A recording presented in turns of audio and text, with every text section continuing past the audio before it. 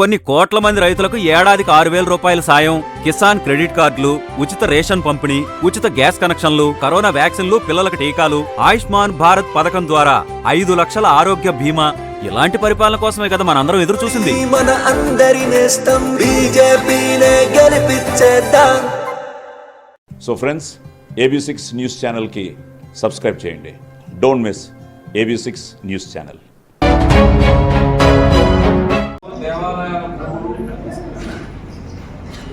కబ్జాకోరులకు లేదా ఆక్రమించే వాళ్ళకి పేద పట్టుదల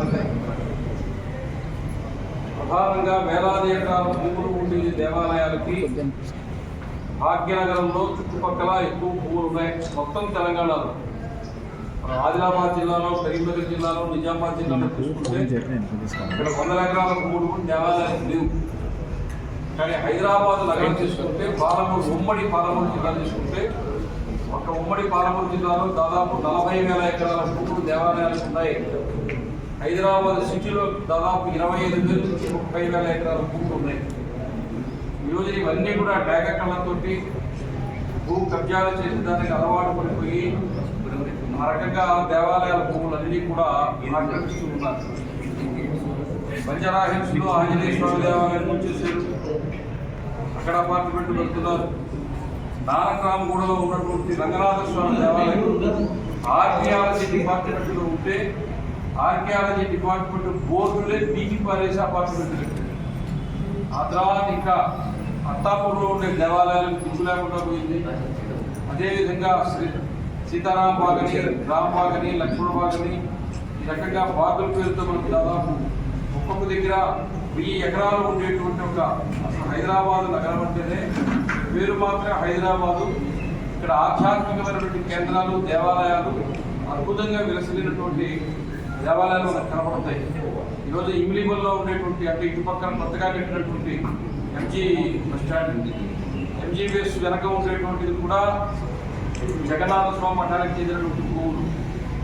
ప్రతి దగ్గర జగన్నాథి మఠానికి సంబంధించిన భూములు కావచ్చు, గురుకుల ట్రస్ట్ భూములు కావచ్చు, గురుకుల ట్రస్ట్కి అయ్యప్ప సొసైటీ ప్రాంతంలో ఉండే భూములు కావచ్చు, లేదా ఇక్కడ మనకి కటకేశ్వరంలో 26 ఎకరాల భూములు అక్కడ సంస్కృత పాఠశాల వస్తుంది, వేద పాఠశాల వస్తుంది. అది భూమి ఇప్పటికైతే కబ్జా కాలేదు, కానీ దాన్ని కూడా కొంతమంది చూస్తూ ఉన్నారు. కాబట్టి అద్భుతమైనటువంటి వేల కోట్ల, లక్షల కోట్ల విలువ చేసేటువంటి భూములు హైదరాబాద్లో అన్యాక్రాంతం కావడానికి కొంతమంది అందుకోసమే రాజకీయాల్లోకి వచ్చి, అందుకోసమే ఎమ్మెల్యేలుగా గెలిచి, అందుకోసమే ఎంపీలుగా గెలిచి, అనుకూలతను బట్టి, అవసరాన్ని బట్టి పార్టీలు కూడా మారుతూ కేవలం భూములు కబ్జా చేయడమే వాళ్ళ డిఎన్ఏగా పెట్టుకుని వంశపారంపర్య హక్కుగా మార్చుకున్నారు. ఇటువంటిది హైదరాబాద్లో జరుగుతున్నది. మేము ఎవరము వీటిని సమర్థించము, ఎటువంటి పరిస్థితుల్లో కూడా అంగీకరించము. వీటన్నింటి పట్ల మేము స్పష్టమైన విధానంతో ఉద్యమం చేస్తూ ఉన్నాం, చేస్తాం. కానీ ఈరోజు మేము హిందూ సమాజానికి పిలుపునిస్తున్నాం. ఎవడు రాముడికి కాడో వాడు దేశానికి కాడు, ఎవడు దేవాలయానికి కాడో వాడు హిందువులకు కాడు. కాబట్టి దేవాలయ వ్యవస్థను కాపాడుతామని చెప్పేవాడు, కాపాడుతూ ఉన్నవాడు, దేవాలయ ఆస్తులే కాకుండా దేవాలయ వ్యవస్థను జాగ్రత్తగా పదిలంగా చూసేటువంటి స్వభావము, వ్యక్తిత్వము కలిగిన వాళ్ళు, అటువంటి వాళ్ళకు మాత్రమే హిందూ సమాజము ఓటు వేయాలి, గెలిపించాలి అని చెప్పి పిలుపునిస్తున్నాం. బిషప్పులు ఎవరికి ఓటు వేయాలని చెప్తున్నారు, ఇమాములు ఎవరికి ఓటు వేయాలని చెప్తున్నారు. హిందూ పీఠాధిపతులుగా మేము కూడా హిందూ సమాజం ఎవరికి ఓటు వేయాలని చెప్తున్నాం. ఇక్కడ రాష్ట్రంలోనైనా అక్కడ దేశంలోనైనా హిందువులను కూడా మిగతా మతాలతో సమానంగా చూసేటువంటి స్వభావము, సిద్ధాంతము, ఆచరణ ఉండేటువంటి నాయకత్వమే దేశానికి మార్గదర్శకంగా నిలబడాలని, వాళ్లకు మాత్రమే హిందూ సమాజం ఓటు వేయాలని, హిందువులు ఓటు బ్యాంకుగా మారాలని మేము పిలుపునిస్తున్నాం. సమయం ఎక్కువ లేదు, 2-3 రోజుల్లోనే ఎన్నికలు వస్తున్నాయి. అందరూ ఉదయాన్నే నిద్రలేచి చక్కగా స్నానం చేసి 100% ఓటింగ్ జరగాలి. ఎండ బాగా ఎక్కువ అనుకుంటే 5 గంటలకు ఉండి 9 గంటల దాకా పొడిగించారు. మీరు కనుక వలసలో ఉంటే, క్యూలో ఉంటే 10-11 దాకానే ఓట్లు వేయిస్తారు. కాబట్టి ఎవరు కూడా ఇళ్లలో కూర్చుని నేను ఒక్కడే ఎగిపోతే పర్వాలేదనేటువంటి అలసత్వానికి మాత్రం ఎవరు కూడా పాల్పడవద్దు. బాధ్యతగా, కర్తవ్యంగా, దేశభక్తితో ప్రజాస్వామ్యాన్ని కాపాడుకోవడంలో నా వంతు పాత్ర కూడా ఉండాలని భావించి ప్రతి ఒక్కరూ కూడా ఓటింగ్కు వెళ్లాలని చెప్పి పిలుపునిస్తున్నాం. ఎవరికి వేయాలో ఎవరిని తీసుకురావాలో నిర్ణయించుకున్నారు. మీ ఓటు ఈసారి చాలా విలువైనది. దేశ భవిష్యత్తు నిర్ణయించేది, ఈ జాతి భవిష్యత్తు నిర్ణయించేది.